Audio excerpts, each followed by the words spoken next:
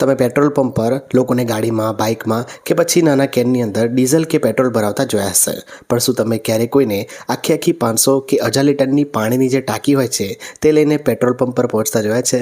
જી હા, social media પર અત્યારે એક એવો વિડીયો વાયરલ થયો છે જેમાં એક ભાઈએ પોતાની ગાડીની પાછળ પાણીની ટાંકી બાંધી છે અને પહોંચી ગયા છે ડીઝલ ભરાવવા. વાત એમ છે કે આ ભાઈએ પોતાની ગાડીમાં રાખેલી પાણીની ટાંકીમાં 1-2 લીટર નહીં પરંતુ 760 લીટર ડીઝલ ભરાવ્યું. પંપ પર કામ કરતા કર્મચારીઓ પણ એકવાર જોતા રહી ગયા.